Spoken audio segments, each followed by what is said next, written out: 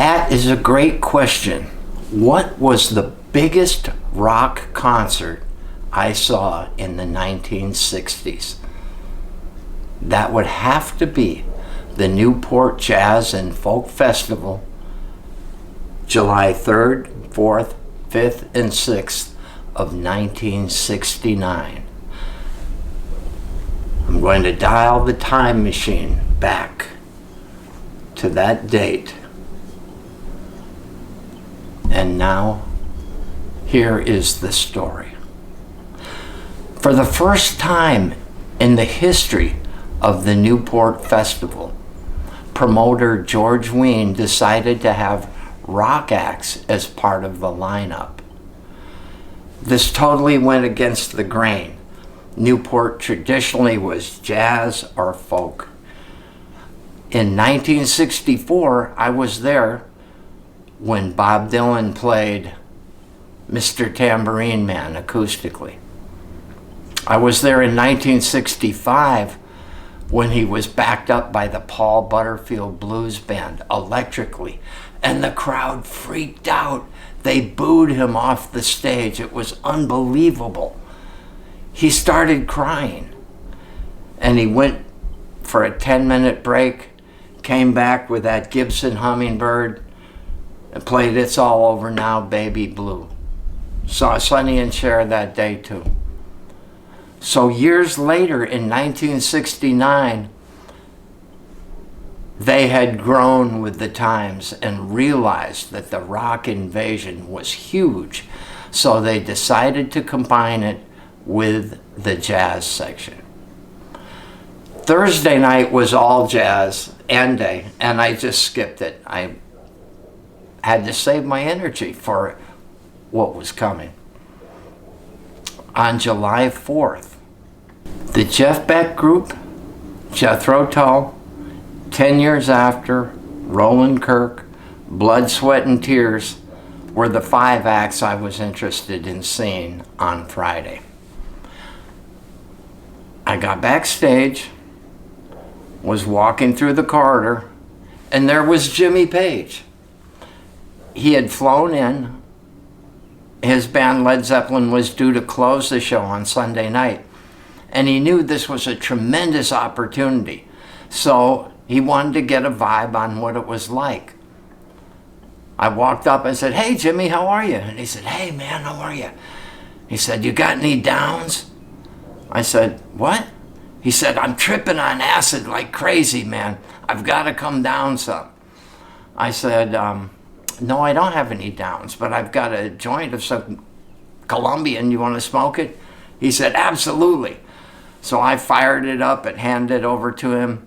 We passed it back and forth, and after a couple of minutes, he started to chill out a little bit. He was finally getting his composure when Jeff Beck came around the corner with his gold top Les Paul, because Beck was closing the show that Friday night. So when he saw Jimmy felt compelled to open his guitar case and take out his '59 Sunburst Les Paul. And this was unbelievable. It was just the 3 of us. And Jeff said to Jimmy, "Hey man, have you seen this one?" And Jimmy would go, "Yeah, but how about this?"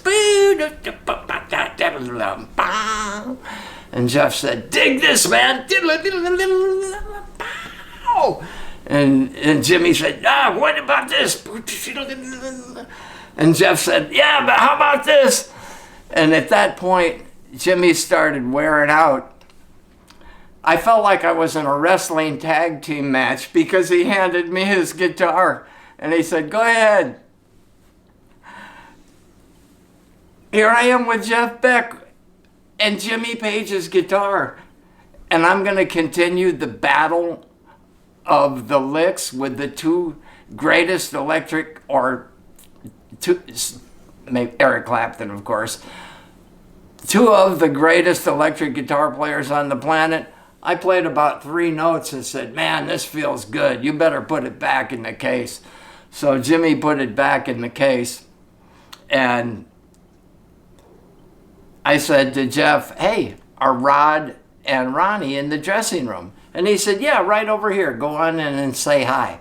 So I left those two guitar warriors to themselves, and I walked into their dressing room. I said hi and greetings and reminded them of our meeting at the Boston Tea Party.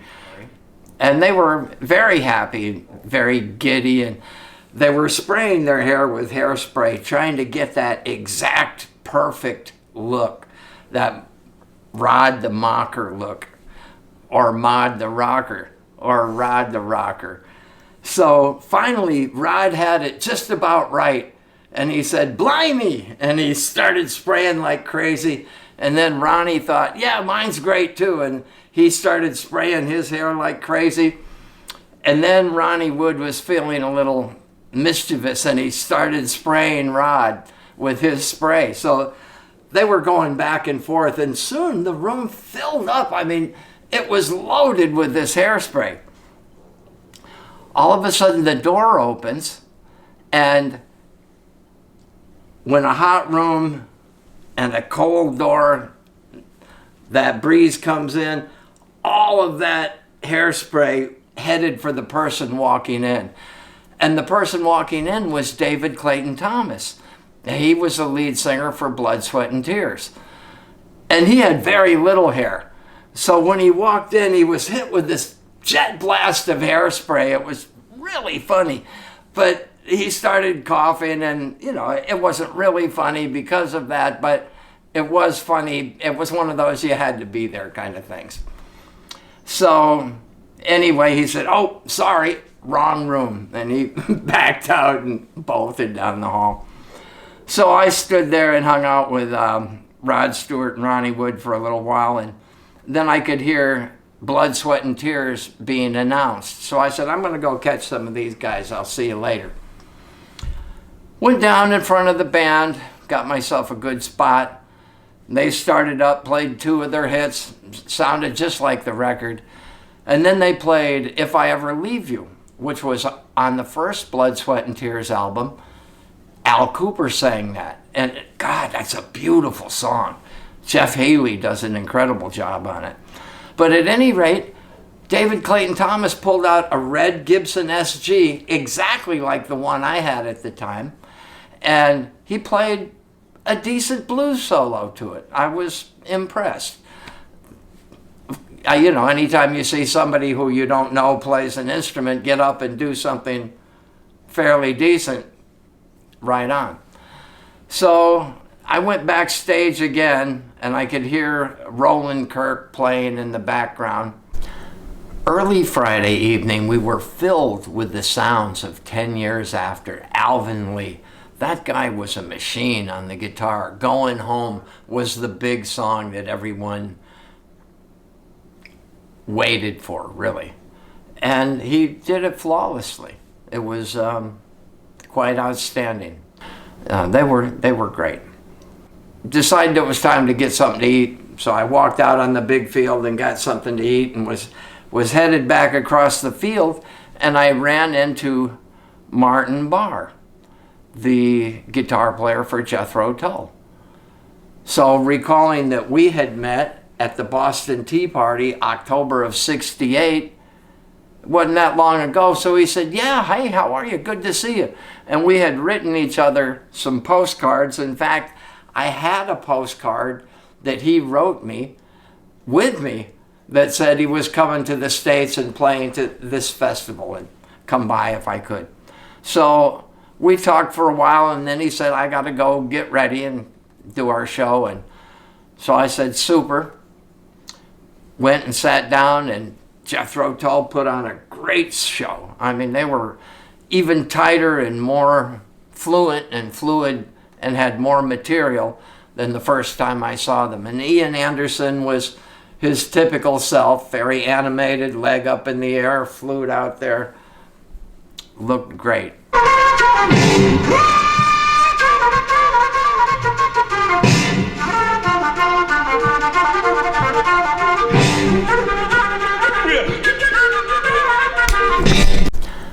Early Friday evening, we were filled with the sounds of 10 Years After, Alvin Lee.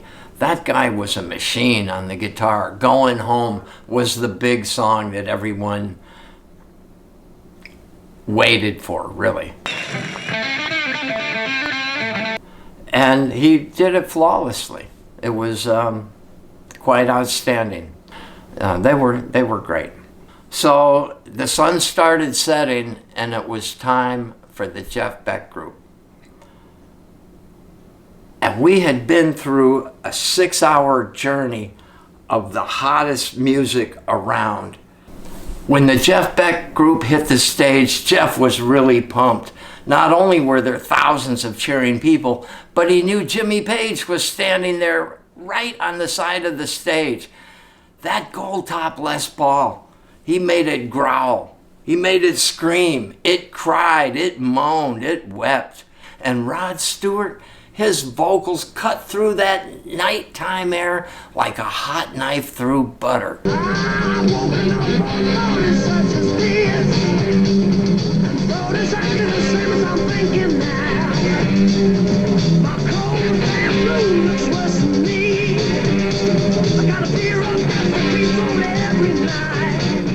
They were on fire. They could not have put on a better show that night. And it was an unbelievable way to close the festival. So when it was all said and done, I made it back to my pad, stretched out, and all of the music that went through the day was just rolling through my head. And I fell asleep with sugar plums and fairy dust in my head, knowing that tomorrow would be another day of fantastic music at the Newport Jazz and Rock Festival. Now, Saturday, July 5th, was pretty much an all-day jazz day. I was keen on seeing the Dave Brubeck Quartet. I had their albums, Time Out, Time Further Out, Countdown Time into Outer Space.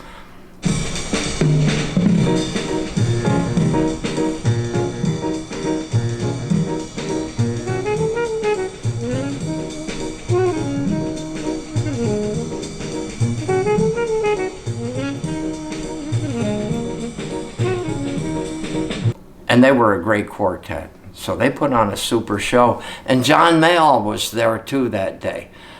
It was great to see the blues legend himself. Then Miles Davis.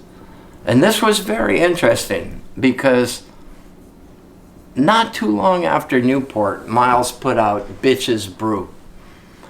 And in an interview he gave, he said, I realized when I was at Newport and I saw those thousands and thousands of screaming white kids that were buying records, there was an audience and a market that I needed to tap into. And I've got to figure out a way to do it. And with Bitches Brew, his next album, he really locked the people in. So he did what he set out to do. Frank Zappa and the Mothers of Invention, I had seen them several times, and they did an excellent job. I think my favorite for the day was Sly and the Family Stone.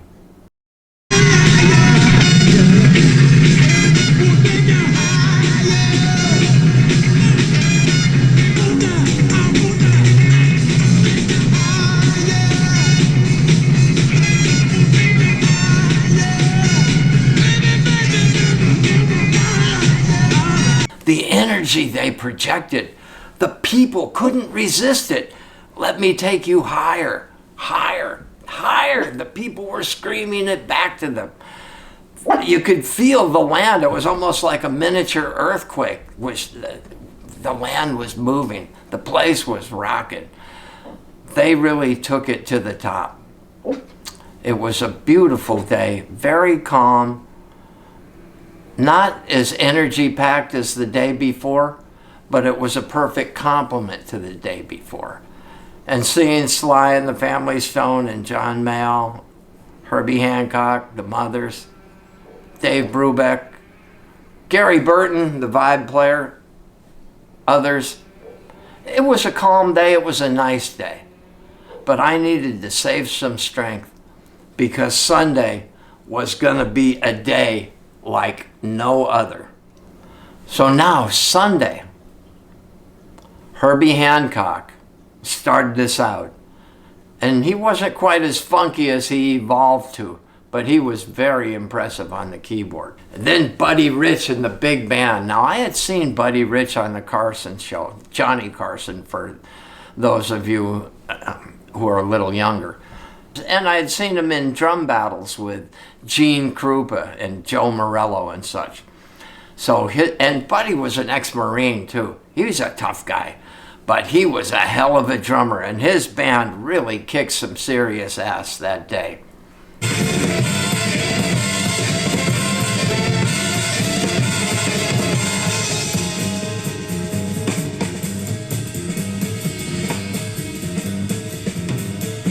Now, one act that I had been waiting for was James Brown and the Fabulous Flames. I had seen James at a distance a couple of times, but never up close like this. The band kicked it off.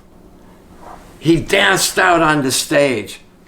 He kicked the mic over with one foot and grabbed the cord and yanked it back up so it came right up to his mouth the precise second he was due to come in singing.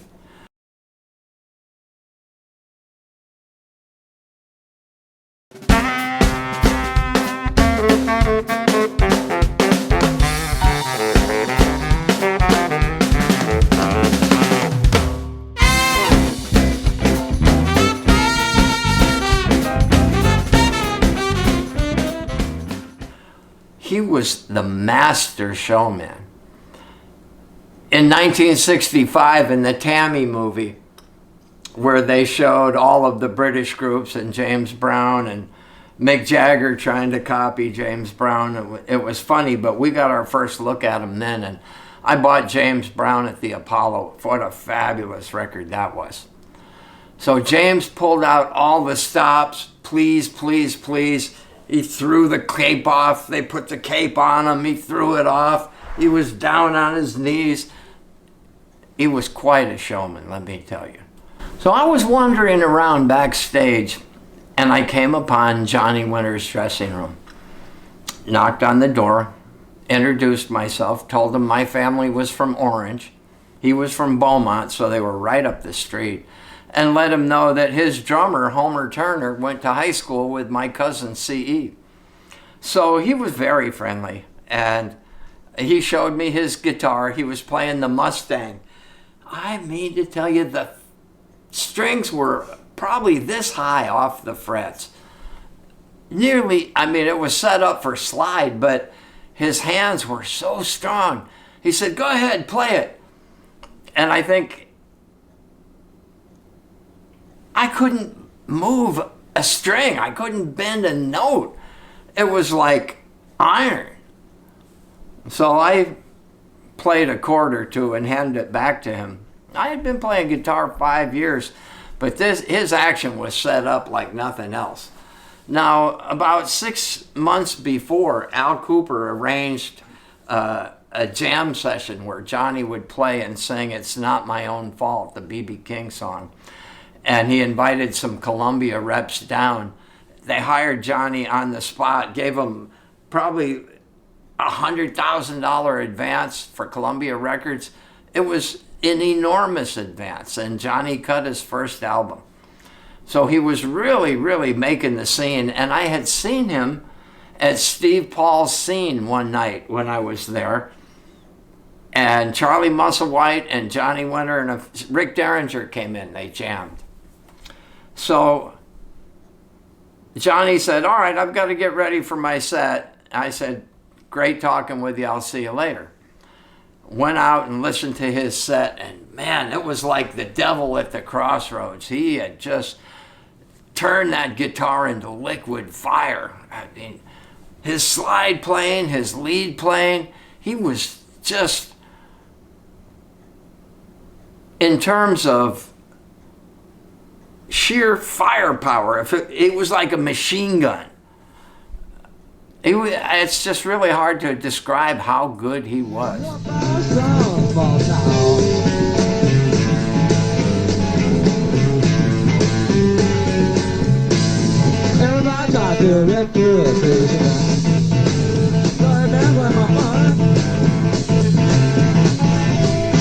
So he finished his set, somebody else was playing, and Alvin Lee and his band had stuck around because they wanted to see Zeppelin and be there for the final day and to see B.B. King. Well, B.B. came out and he did his fantastic set. I mean, he walked right through all of his numbers. He was just remarkable. Well, just before he started playing, I walked down with Jimmy Page, Robert Plant, and Alvin Lee to get some seats to watch B.B. play.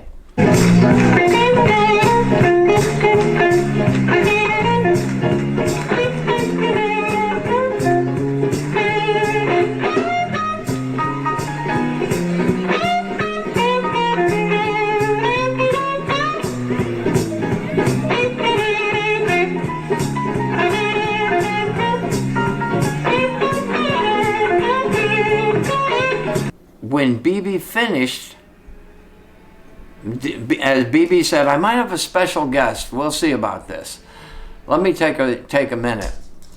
And Jimmy said, Johnny Winter's going to get up there and jam with B.B. King. And Alvin Lee said, who do you think will do better? And before Jimmy could answer, Robert Plant blurted out, B.B. will kill him. So they got up there for a 12-minute jam session, the first song, and B.B. was a master, and he did all of his tricks and his licks, and they were perfect. When Johnny got up, he played like a man possessed. I mean, he just was a master of his instrument, and both of them were masters of the guitar. Both of them were great vocalists. In terms of sheer chops, in my humble opinion, I'd have to say Johnny Winter that day was better. They were both just unbelievable. So Jimmy and Robert and Alvin and I went backstage after the set. I went in to congratulate Johnny. And he said thank you and was very humble and, kind of aw shucks about it. Well, the promoters and the radio station were afraid that people were going to riot because there were maybe 10,000 people outside of the gates that wanted to get in that didn't have tickets. And the city of Newport and the mayor thought it was going to be a full-out debacle. So they had the radio station announce, Zeppelin's canceled. They're not going to make it. One of the members is sick. Peter Grant heard about that, Zeppelin's manager, and he flew in. He wasn't the kind of guy to mess with. So after many hours of sort of stalling and the audience just waiting and waiting, it was just about midnight when Zeppelin came out. I think they opened up with Lucille, something outrageous. And they did their standard communication breakdown and Dazed and Confused and Babe, I'm Gonna Leave You. And the crowd was just on their feet. Jimmy was wearing a pink velvet hat. He might have even tossed it out in the crowd at the end of the night. The whole culmination of all of the acts ended up about 1:30 Monday morning. One of the ways this shaped me as a musician was I was more determined than ever that I was on the right path. This is what I wanted to do, and I would be involved in music for the rest of my life. It was extremely motivating. This was by far the best music festival in the 60s I ever went to. I just want to thank you for coming along with me on my little musical history journey. So if you liked what you heard, please hit the like button. Keep some love in your heart and a song in your head. Hit the bell if you want to be notified for the next music video, because there are plenty. And soon we'll be getting up to when I actually am in a band with my first record deal.